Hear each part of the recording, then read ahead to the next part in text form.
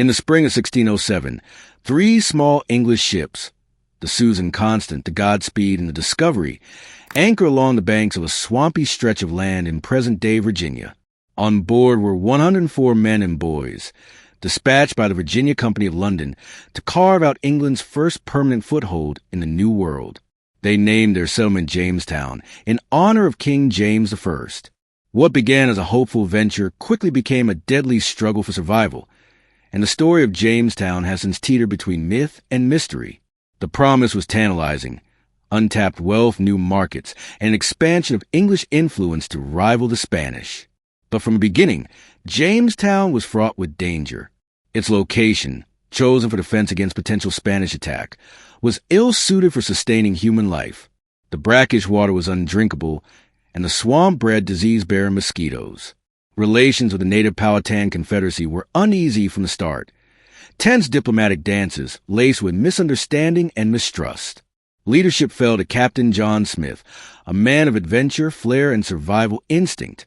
His infamous encounter with Pocahontas, daughter of the Powhatan chief Wahunsenkaw, has been immortalized in legend, though historians still debate the accuracy of his account. Nevertheless, Smith's discipline and leadership kept the colony from disintegration during its early days. The first year was grueling. Food supplies dwindled, morale plummeted, and disease spread. By the winter of 1608, two-thirds of the original settlers were dead. Yet Jamestown endured. Reinforcements arrived, including the first women and craftsmen, and the settlers began to establish a tenuous grip on survival. Then came tobacco. Introduced by John Rolfe in 1612, tobacco transformed Jamestown from a dying colony into a profitable enterprise. It created a booming export industry that would lay the foundation for the southern plantation economy, and with it, the arrival of enslaved Africans in 1619, shaping the dark undercurrents of American history. Still, the early years of Jamestown remained shrouded in uncertainty. Records were sparse. Many questions persisted. What really happened to the lost settlers? Were there secret massacres? Did some integrate with native tribes? Were there cover-ups? For centuries, historians relied on conflicting journals and colonial propaganda. But now, over 400 years later, a new chapter is being written, not with quills, but with trowels and scanners. Archaeologists are digging deeper than ever before, both literally and metaphorically. Fresh evidence, unearthed from the soil of Jamestown Island, is reshaping our understanding of the settlement's origins, its struggles, and its surprising resilience. What they're finding beneath the ruins has the power to rewrite textbooks, question long-held beliefs, and even uncover secrets the colonists took to their graves. Welcome to the Crit Stories. In this series, we'll journey through the history, the hardship, and the haunting truths of Jamestown as told by the latest groundbreaking evidence. Join us as we peel back the layers of time and listen to the voices of the past emerging from the earth itself. When the settlers first stepped ashore at Jamestown in May 1607, they were unprepared for the brutal reality that awaited them. Many were gentlemen adventurers, untrained in farming or manual labor, and they quickly found themselves in an unforgiving wilderness where food didn't come from markets and survival demanded more than titles and ambition. The first summer was a crucible. The settlers built a triangular fort with timber palisades to protect against both Spanish raiders and native attacks. They cleared trees and hastily constructed thatch roof houses. Yet the heat was unbearable, the air thick with insects, and the river water, brackish and contaminated, spread disease. Within months, dozens were dead. Worse still, they lacked basic agricultural knowledge. Rather than growing crops or hunting game, many colonists wasted time digging for non-existent gold. Their food stores dwindled rapidly.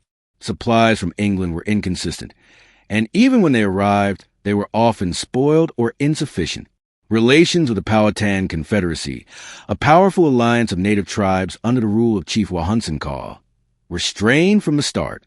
The English arrived with guns, steel, and the assumption of superiority. The Powhatans, for their part, viewed the newcomers as potential allies, or a threat to be managed. There were exchanges of food and gifts, but also skirmishes, misunderstandings, and growing tension. Captain John Smith, one of the few settlers with both survival skills and diplomatic instincts, recognized the importance of the Powhatans to the colony's survival.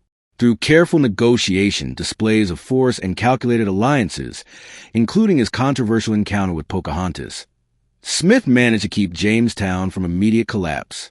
He enforced strict rules. Those who didn't work didn't eat. Under his harsh but necessary leadership, order returned briefly. But Smith was injured in a gunpowder accident in 1609 and returned to England, leaving a leadership vacuum. Without his authority, the fragile balance between the settlers and the natives crumbled. By the winter of 1609, Jamestown was in chaos. Crops failed, resupply ships were delayed, and the Powhatans, now viewing the English as a threat, cut off trade. What followed became known as the Starving Time. Trapped within the walls of the fort and surrounded by hostile territory, the settlers were reduced to the unthinkable. Contemporary accounts describe colonists eating rats, dogs, snakes, even boiling leather for sustenance. Some scavenged graves. One harrowing record describes the execution of a man who murdered and cannibalized his wife. By the time spring arrived, over 80% of the colony's population had perished. When a resupply fleet finally arrived in 1610, what they found was a skeletal outpost on the verge of extinction. Only 60 gaunt survivors remained, and Jamestown was abandoned briefly. But just as they were sailing away, another English fleet arrived, led by Lord de Lawar. He turned the ships around and re-established the colony with strict discipline, martial law, and new settlers. Jamestown once again refused to die. From that point forward, the colony began to stabilize. Tobacco became the cash crop that sustained its economy. Skilled laborers, women, and eventually enslaved Africans were brought in to build a functioning settlement. But the trauma of those early years, the death, the desperation, the acts committed in the name of survival, left their mark. For generations, the full extent of what happened during those early days remained murky. Colonial documents were either lost or sanitized. The Starving Time became a whispered legend, and the darker aspects of Jamestown's story were overshadowed by tales of discovery and national origin. But the land never forgets. In the 21st century, archaeologists returned to Jamestown Island with new tools and new questions. They began excavating beneath the church, the burial grounds, and the abandoned fort. What they found shocked even seasoned historians.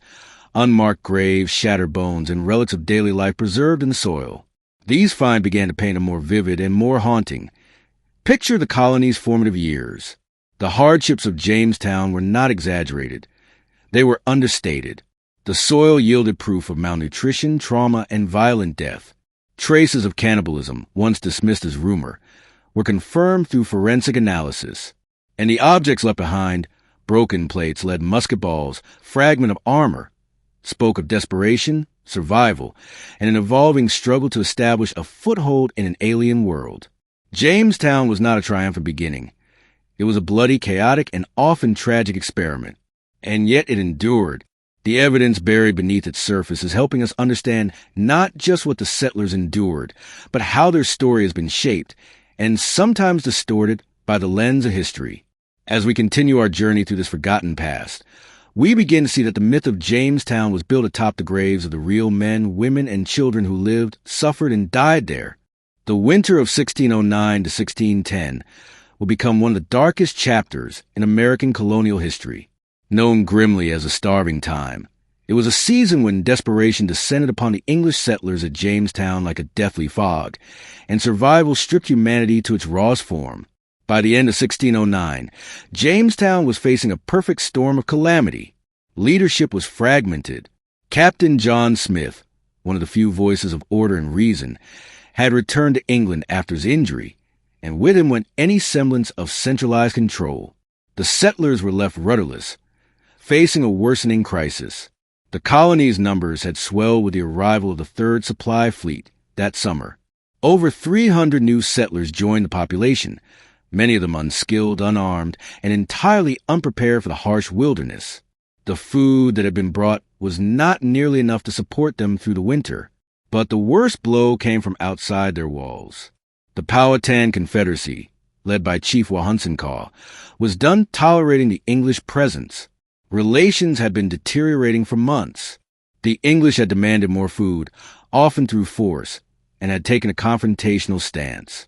In retaliation, the Powhatans began a siege, cutting off all trade routes and preventing settlers from hunting, gathering, or foraging outside the fort.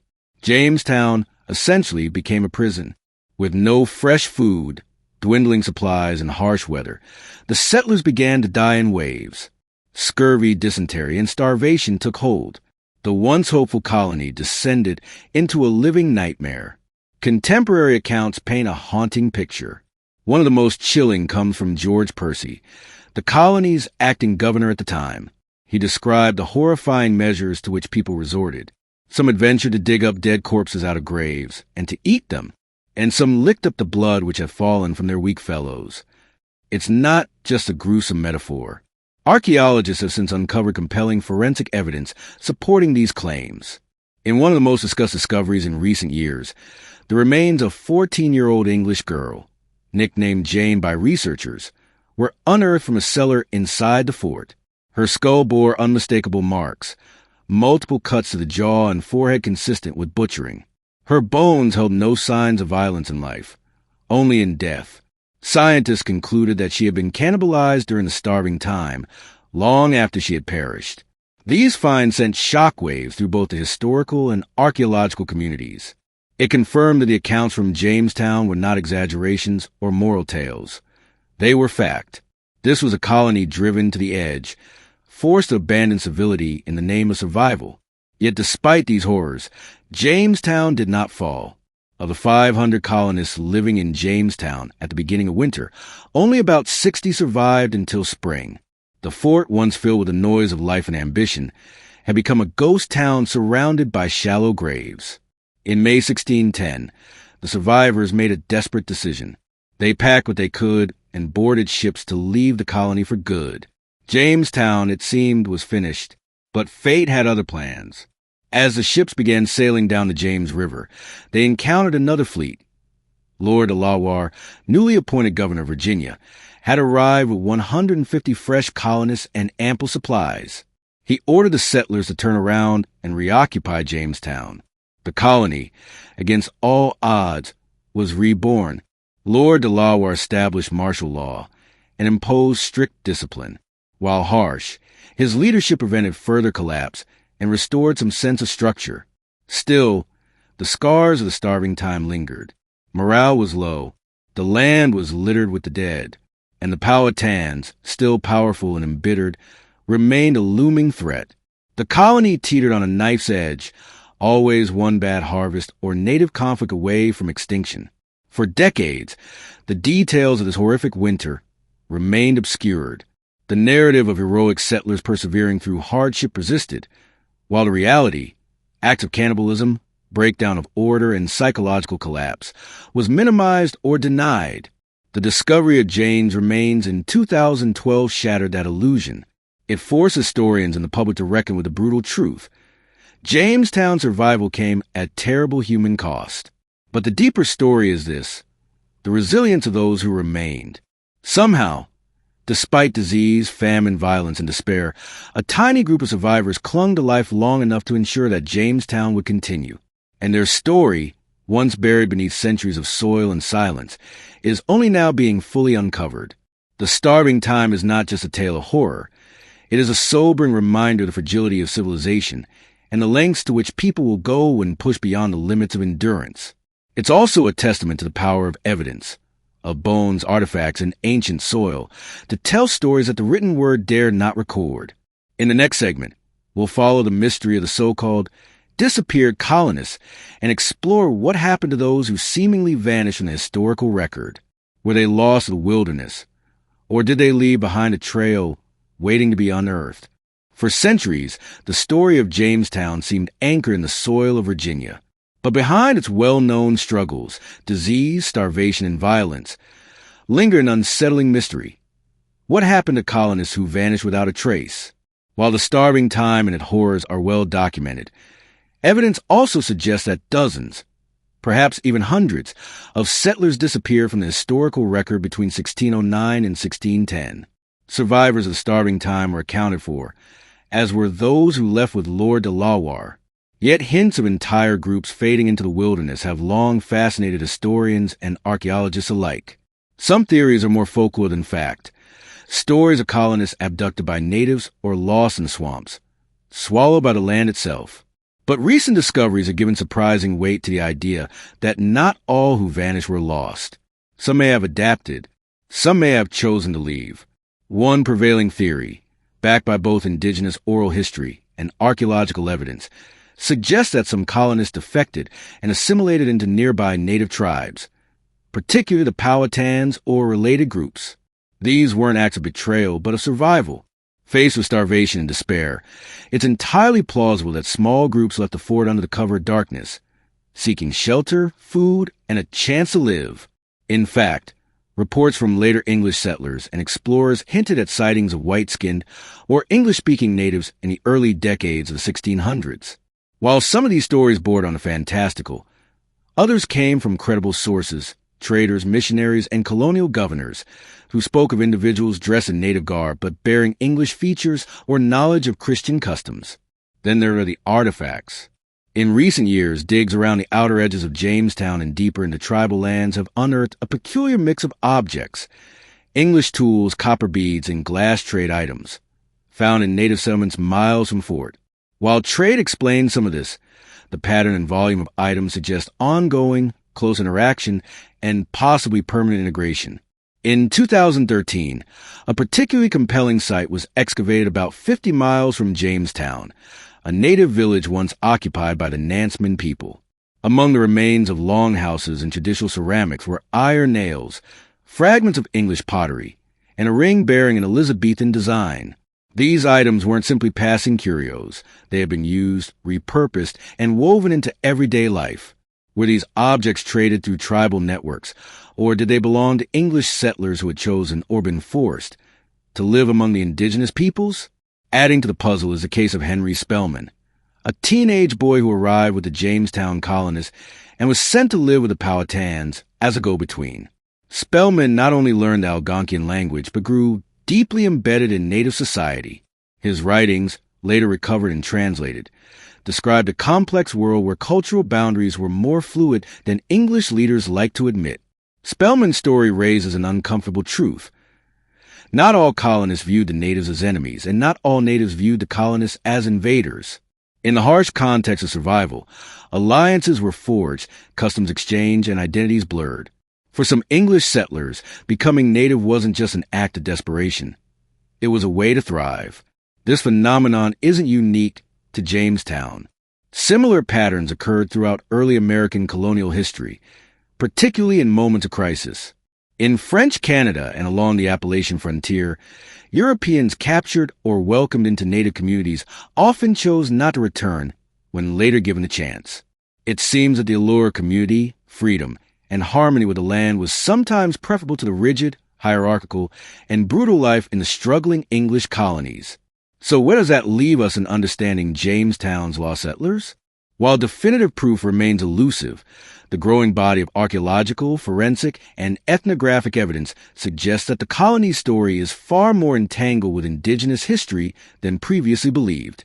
These vanishing acts weren't the end of the story, but rather a new chapter, one written in a different language, hidden in tribal memory, and only now being rediscovered. In the larger narrative of Jamestown, the disappeared remind us that survival sometimes means reinvention. Not all who vanished were lost. Some became something new, bridges between worlds, quietly altering the course of American identity. And still, questions remain. Who were these settlers? Can their descendants still be found today, scattered among native communities of Virginia and beyond? Are their stories encoded in DNA, in names, in whispered family legends passed down for generations? As modern technology advances, particularly genetic genealogy and isotope analysis, we may yet uncover more about these hidden lives. And as archaeologists continue to peel back the layers of Jamestown and its surroundings, the voices of the vanished may finally be heard again. Next, in Segment 5, we'll shift our focus from those who disappeared to those who built the colony back up. How did Jamestown transition from near death to a thriving tobacco empire? And what price did it extract to do so? When the ships of Lord Delaware turned the disheartened colonists back to Jamestown in May 1610, they were returning to a shell of a settlement. The fort reeked of death. Fields were untended. Tools rusted in the mud, and the survivors were weak, broken in spirit and body. To any outsider, it might have seemed that the colony was done for, that Jamestown's obituary had been written by famine and conflict. But in the ashes of this ruin, an unexpected savior would sprout from the soil: tobacco. To understand how this plant transformed Jamestown's fate, we need to consider the colony's original goals. The Virginia Company had financed the venture with dreams of gold, silver, and trade routes to Asia. None of those dreams had materialized. The land yielded no precious metals. The natives weren't interested in becoming vassals of the crown. Investors back in England were growing impatient. So, the colony needed something else, something profitable, portable, and addictive. Enter John Rolfe, a name often overshadowed by his famous marriage to Pocahontas. But Rolfe's true legacy lies not in romance, but in commerce. In 1611, Rolfe began experimenting with a strain of sweet Spanish tobacco known as Nicotiana tabacum, which he had likely obtained from the Caribbean. Native Virginians grew a harsher variety, Nicotiana rustica, which the English found unappealing. Rolfe's hybrid approach aimed to strike gold in a different form. It worked. By 1612, Rolfe successfully cultivated his first crop and shipped samples back to England. The response was immediate and enthusiastic. English consumers, already accustomed to smoking tobacco from Spain's colonies, found Rolfe's variety highly desirable. Jamestown had, at last, found its cash crop.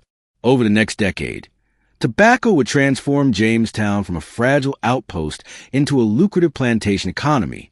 By 1617, over 20,000 pounds of the product were exported annually.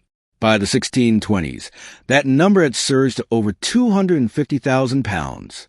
Colonists stopped searching for gold and instead turned their plows to the soil. But tobacco's success came with a cost. The plant was labor-intensive and exhausted the land quickly, requiring constant expansion of farmland. That meant pushing beyond protective walls of Jamestown and into territories held by indigenous tribes. Tensions, already high after years of skirmishes and betrayals, escalated. To meet labor demands, the colony initially relied on indentured servants, poor Europeans who exchanged several years of labor for passage to the New World. Many died before completing their contracts. Those who survived were often granted small plots of land, creating a growing class of disenfranchised, land-hungry frontiersmen. But this system was not enough to fuel the tobacco boom. And so, beginning in 1619, another solution was introduced: enslaved Africans. That year, a ship arrived at Point Comfort carrying 20 and odd Negroes, marking the start of chattel slavery in English North America. Initially, some Africans were treated similarly to indentured servants. But within decades, slavery became institutionalized, racialized, and hereditary, laying the groundwork for a system that would define America's economy and moral struggle for centuries. Tobacco, then, was more than a crop.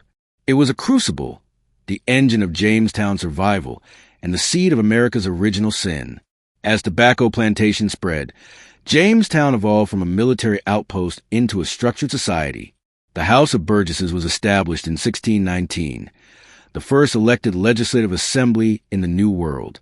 Land grants became more common, and new settlers arrived by the thousands, lured by promises of land, wealth, and opportunity.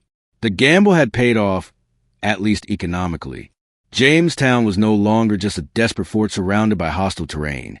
It was now the capital of a growing English colony, its warehouses filled with the fragrant leaves that had become currency across Europe. But beneath the prosperity, deeper fractures remained. The push for land brought increasing conflict with the Powhatans, culminating in the massacre of 1622, when indigenous warriors killed over 300 settlers in a coordinated attack.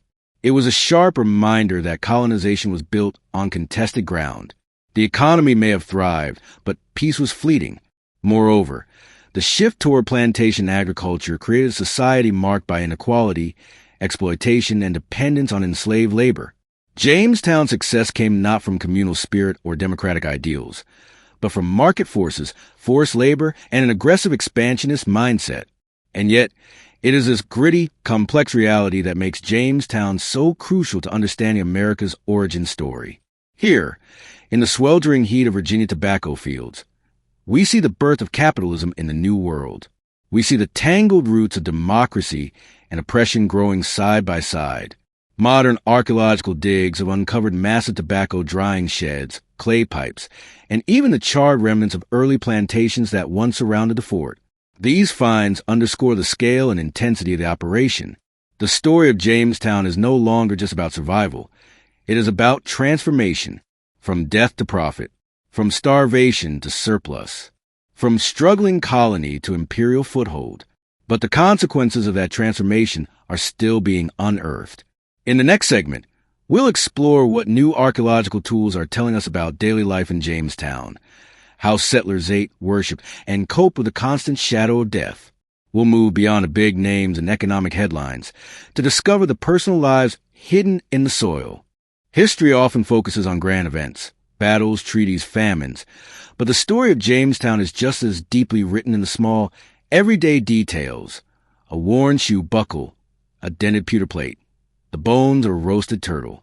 Thanks to ongoing archaeological work, we now have an intimate window into the lives of the ordinary people who called this fragile outpost home. At the heart of these discoveries is James Fort, the original triangle-shaped fort built in 1607.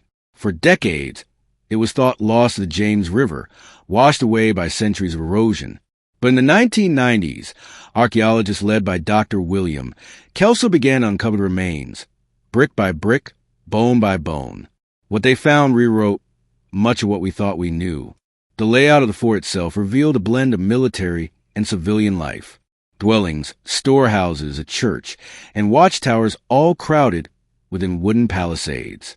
These structures were crude and constantly repaired, built not with permanence in mind, but with urgency. The colonists hadn't planned for decades. They had planned to survive a season. Inside these buildings, however, the remnants of daily human life are astonishingly rich. Take, for instance, the discovery of ceramic bowls from Spain and Italy, elegant glassware, and silver spoons, all evidence that many settlers had expected comfort and civility. These were not hardened frontiersmen but gentlemen adventurers, many of whom arrived with little understanding of how to farm or build. And yet, alongside these luxuries are the stark signs of adaptation. Crude hand-forged nails, patched cooking pots, and tools modified for unfamiliar tasks. The settlers learned by doing, often the hard way. One of the most revealing collections of artifacts comes from waste pits and cellars, where trash, and sometimes the dead, were buried. These middens hold an incredible array of food remains: deer and rabbit bones, oyster shells, sturgeon vertebrae, and even dog and horse bones from the starving time. Here, in the garbage, we see desperation etched in diet, how colonists shifted from feasting on fish and game to boiling leather shoes and rats. Chemical analysis of bones from human burials also reveals signs of malnutrition, scurvy, and rickets, conditions that speak to vitamin deficiencies and the dire consequences of long winters and poor planning. Some skeletons show old wounds, heel fracture, or bone infections, illustrating the toll that hard labor, disease, and violence took on these early residents. Yet, not all the findings are grim. Within the remains of a long-demolished church, archaeologists discovered the grave of a young girl, buried with care and reverence. Nearby lay a tiny copper crucifix, hinting at private Catholic devotion in a colony that was officially Protestant. This suggests religious diversity or secrecy, reflecting the complexity of personal belief even in a rigidly controlled society. Another fascinating discovery came in the form of writing slates and styluses, indicating that education was not absent from Jamestown, even in its darkest days. Someone, perhaps a young boy or aspiring clerk, had practiced his alphabet on soft slate. These small acts of literacy offer a glimpse into a population determined to hold on to culture, identity, and the English way of life. But the most poignant finds come in the form of personal items: a child's toy whistle carved from bone, a woman's jet bead necklace, a carved pipe bowl with initials etched into the clay. These are the fingerprints of the forgotten. The settlers are often reduced to statistics or stereotypes, but in these moments, they become people again. They were fathers and mothers, lovers and loners, dreamers and criminals. Some had fled debt or disgrace in England. Others had sought fortune. Still others were indentured, with little say in their fate. And yet all of them helped build the fragile scaffolding of what would become British America. Among the most striking remains are the graves themselves. Burials at Jamestown have revealed distinct patterns. High-status individuals placed in wooden coffins with ceremonial artifacts, while others were hastily interred in shallow pits. Isotope analysis of teeth has even allowed scientists to trace the geographic origins of some settlers, confirming that they hail from across the British Isles, and even parts of continental Europe. One teenage boy was found to have a musket ball lodged in his spine, likely the result of a native attack. Another was buried with a sword and staff, denoting authority. These remains provide not only physical evidence, but powerful stories of conflict, command, and consequence. Today, many of these artifacts are on display at the Archaeological Museum near the original site. Visitors can walk the same paths, see the unearthed skeletons, and gaze upon the worn tools of survival. But the real achievement is that these objects no longer sit silent. They speak, thanks to decades of scientific inquiry. So much of Jamestown's story lies not in official records, but in the soil itself. And what the dirt tells us is that this colony was not merely a site of political firsts or economic experiments. It was a living, breathing community, shaped by sweat, hope, and daily struggle. In the next segment, we'll return to the spiritual dimension of Jamestown. Beyond food and fortifications, how did the colonists understand death, faith, and their place in the world? And how did religion shape not only survival, but conflict? When the first English settlers arrived at the banks of the James River in 1607, they did not come empty-handed. Alongside food supplies and weapons, they brought Bibles, communion chalices, and crucifixes. Religion was not an afterthought. It was woven into the very fabric of the colonial mission. The Virginia Company's charter made it clear. This was not just an expedition for wealth, but a divine mission to spread Christianity into the so-called heathen lands of North America. But what did faith look like in a place where death lurked around every corner? Recent archaeological evidence and historical records paint a vivid picture of fragile but fervent spiritual life among Jamestown settlers. Amid the brutality of famine, conflict, and disease, faith became both a weapon and a comfort, a force that helped colonists make sense of their suffering and justified their conquest of the land. One of the first structures built inside James Fort was not a house or a storehouse, but a church. According to records, it was a modest structure, a frame of pine posts, roofed with rushes and open to the elements. Here, colonists gathered daily for prayer, sermons, and communion. Ministers were part of the first expeditions, including Reverend Robert Hunt, who led services under impossible conditions, sometimes while mortally ill. Excavations of the 1608 church site uncovered 4 graves directly beneath the chancel, the holiest part of the church. Among them was a coffin bearing the silver-sealed remains of Captain Gabriel Archer, a known Catholic sympathizer. Found beside him was a mysterious silver box, a reliquary, often used in Catholic tradition to hold saints' relics. This discovery shocked historians. Could there have been secret Catholics among the Protestant settlers? Was Jamestown not as religiously uniform as once thought? In Elizabethan and Jacobean England, open Catholicism was dangerous, tantamount to treason. But in the wilds of Virginia, far from the eyes of the crown, some settlers may have practiced their true faith in secret. The discovery of that reliquary has raised profound questions about religious identity, tolerance, and concealment in the early colony. At the same time, Protestant ideals were deeply embedded in colonial governance and daily rituals. The Book of Common Prayer dictated not only Sunday services, but ceremonies for marriage, birth, and burial. When famine struck, days of prayer and fasting were declared. Survivors gave thanks not to their captains or rations, but to God's providence. Religion was also tightly linked to discipline and control. Infractions, drunkenness, swearing, or absence from church were punished harshly. Whippings and executions were not uncommon. In a world where civil order was barely hanging on, the church served as a moral anchor. Faith wasn't just private, it was political. For the Powhatan peoples, this imported religion was both confusing and intrusive. The English made repeated efforts to convert the natives, seeing it as their holy duty. One famous convert was Pocahontas, who was baptized Rebecca before her marriage to John Rolfe. Her conversion was widely publicized in England as a symbol of the civilizing power of Christianity. But was it sincere or a political necessity? The lines between faith and force were often blurred. Indigenous peoples who resisted conversion faced threats, land seizure, or worse. Converts were celebrated, but only if they fully embraced English customs. In effect, religion became a tool of colonization, used to erase native identity and justify territorial expansion. Within the colony itself, as Jamestown grew and more settlers arrived, new churches were built with brick and timber, reflecting a shift from survival to permanence. The ruins of 17th century brick church still stand today at historic Jamestown, a ghostly monument to the colony's evolving faith. Beneath its floor, more graves were discovered. Some with crosses etched into the lids, others marked with symbols we still struggle to interpret. Modern researchers using ground-penetrating radar and soil analysis have uncovered ceremonial items, chalices, communion dishes, and psalm books, preserved in surprisingly good condition. These objects, often found buried beside skeletons, suggest that for many settlers, faith remained central even in death. In many ways, the colonists' Christianity was a double-edged sword. It gave them strength when all else failed, when crops died, loved ones perished, and enemies closed in. But it also gave them justification to conquer, convert, and control, seeing themselves as instruments of divine in a world they did not understand. As Jamestown's population diversified, so too did its religious landscape. Some indentured servants arrived with nonconforming Protestant beliefs, such as Puritanism or Anabaptism. Others, like sailors and tradesmen, may have practiced folk Christianity, mixing superstition with scripture.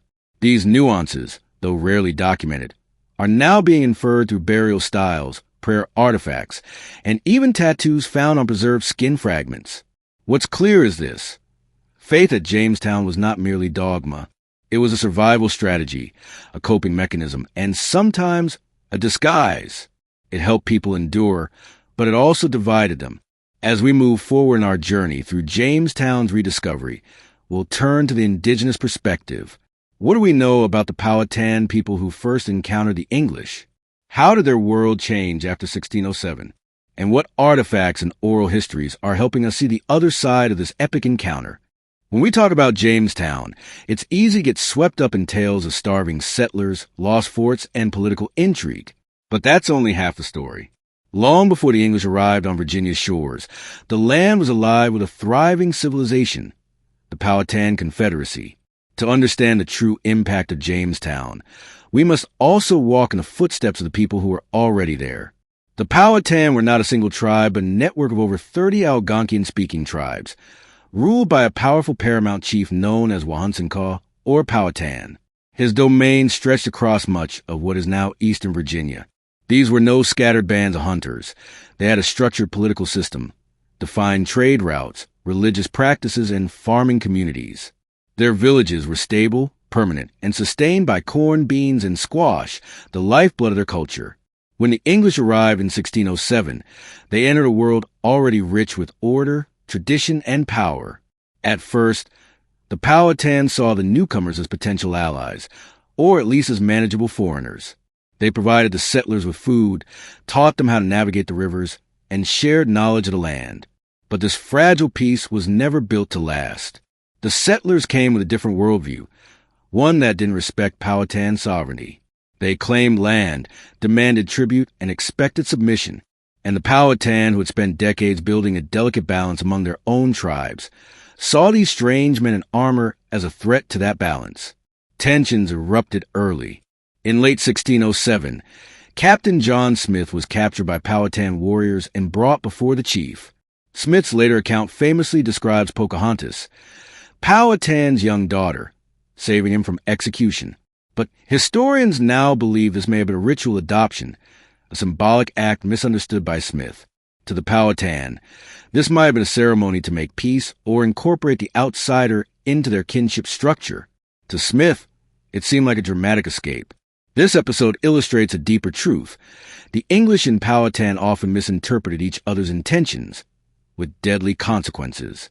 As Jamestown expanded, the settlers took more land, cut down sacred forests, and disrupted hunting grounds. Food became a bargaining chip, then a weapon.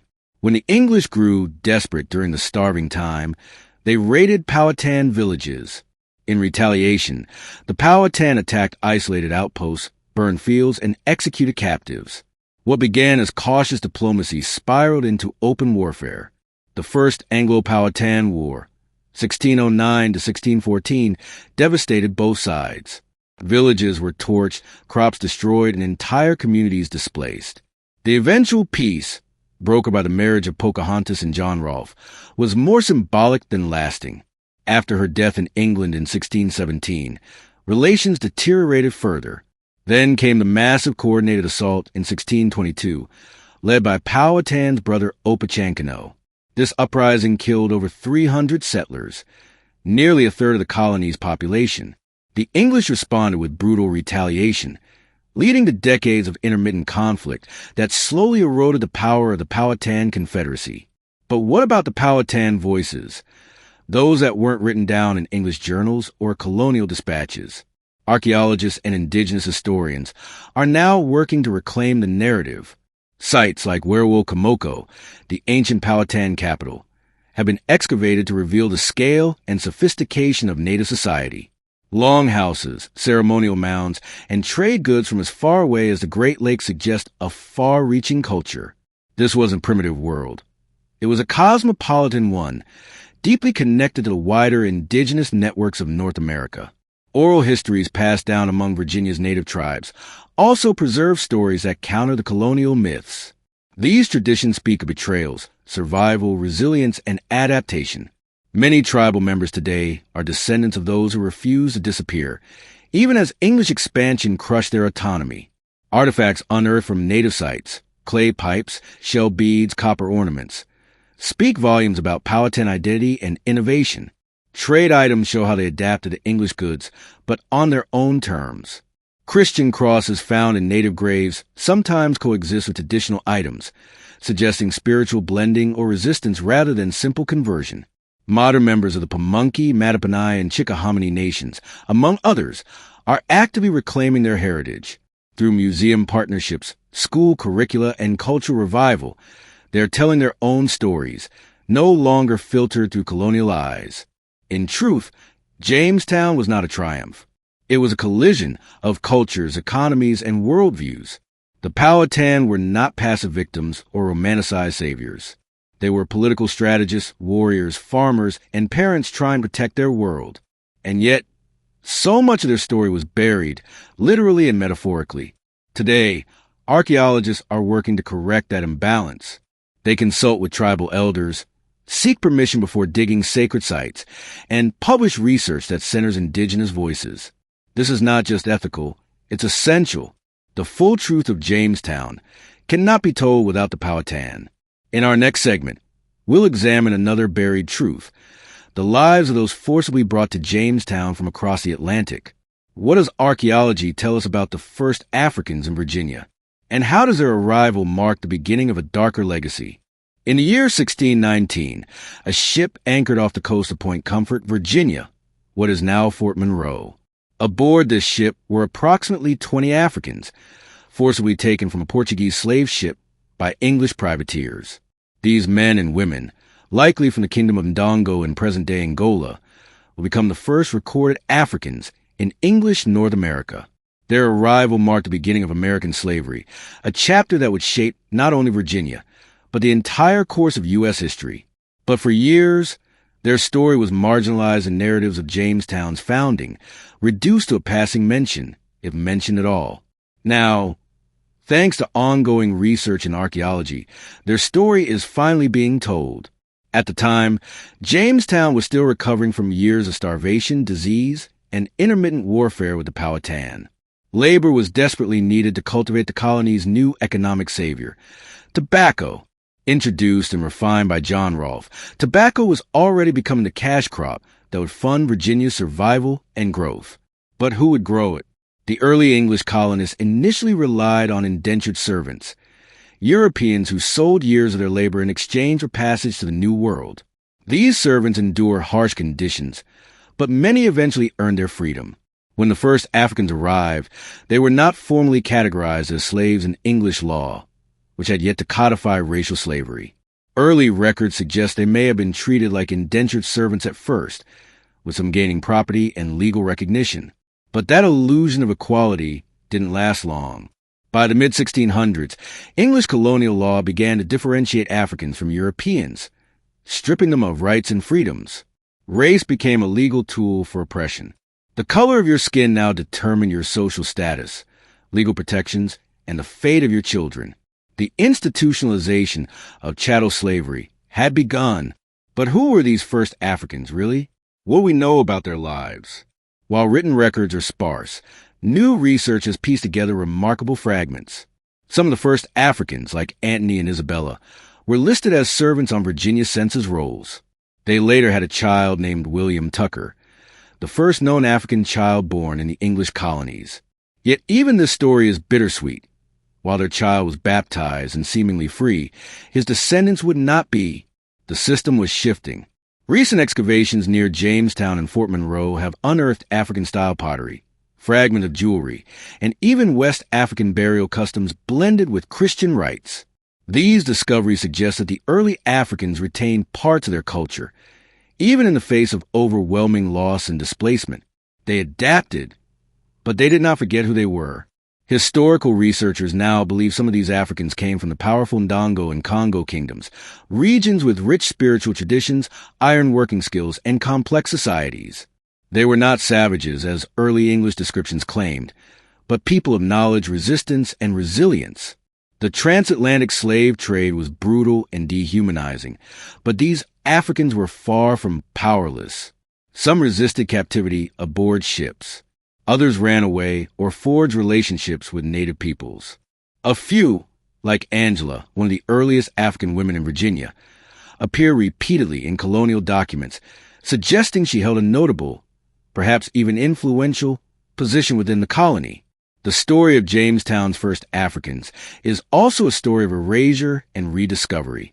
For generations, their legacy was downplayed to preserve the myth of a noble, English-founded America. But now historians, archaeologists, and descendants are reclaiming that history. Projects like the Angela site at historic Jamestown aim to identify the exact locations where these early Africans lived and worked. Ground-penetrating radar, artifact mapping, and collaboration with African-American scholars are revealing home sites, trash pits, and burial grounds once invisible to historical record. These discoveries have profound implications. They challenge the idea that Africans were merely passive victims. Instead, we see individuals who helped build Jamestown, brick by brick, crop by crop, even as the colony conspired against their freedom. Today, descendants of those first Africans gather annually to remember 1619. They walk the shores of Fort Monroe, hold ceremonies, and tell the stories that textbooks long ignored. Their work is reshaping the American narrative, not with guilt, but with truth. Jamestown was not just a tale of adventurous Englishmen taming the wilderness. It was also a place of involuntary arrival, of labor extracted through force, and of culture transplanted across oceans under unbearable conditions. To leave that part of the story untold is to render the truth incomplete. In our final segment, we'll look at the modern rediscovery of Jamestown. How has archaeology transformed our understanding of the colony? What mysteries remain buried beneath the soil? And how do today's researchers, citizens, and descendants continue to shape the story of America's first permanent English settlement? Jamestown, once thought lost to time and nature, has emerged from the shadows thanks to the relentless work of archaeologists, historians, and indigenous communities. The physical remnants of the colony, its fort, homes, churches, and graves, had long been swallowed by the marshes and overgrowth of the Virginia Peninsula. But starting in the 1930s and accelerating dramatically in the last few decades, excavation efforts have uncovered a treasure trove of artifacts and clues, reshaping how we understand the early years of English America. The initial rediscovery began with a simple question: where exactly was James Fort? For centuries, historians debated its precise location, since it was believed to have been destroyed or eroded by river tides. In 1994, a breakthrough came when archaeologists located the fort's triangular earthwork walls beneath layers of soil and marsh sediment. This discovery was monumental, confirming that the first permanent English settlement was not completely lost. Excavations revealed everyday objects, ceramics, tools, tobacco pipes, gaming pieces, and personal items, each telling a story of survival and adaptation.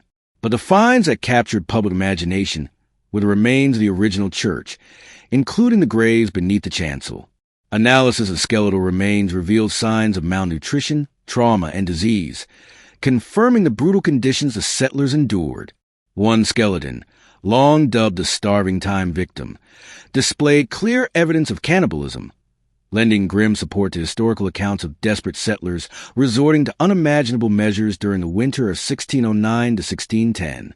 The fort also yielded signs of cultural interaction.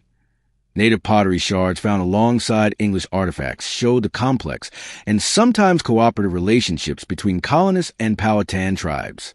The story of the first Africans also gained new depth through archaeology. The Angela site, located near the James River, is believed to be one of the earliest African settlements in Virginia.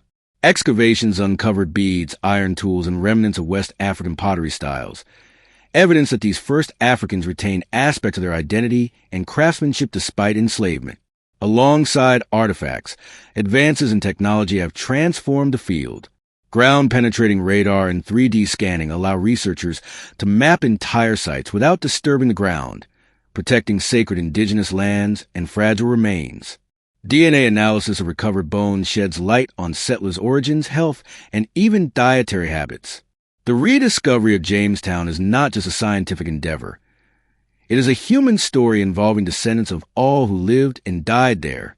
Indigenous groups like the Pamunkey and Chickahominy have partnered with archaeologists, ensuring that native perspectives and sacred sites are respected. African American communities have worked to preserve the legacy of those first Africans, helping guide research and interpretation. Educational programs and museums now tell a multifaceted story, one that includes the voices of English settlers, Powhatan peoples, and Africans alike. Jamestown's narrative is no longer a simple tale of colonial triumph, but a complex saga of hope, survival, conflict, and cultural collision. Today, historic Jamestown stands as a symbol of America's beginnings, but also a reminder of the painful cost of colonization.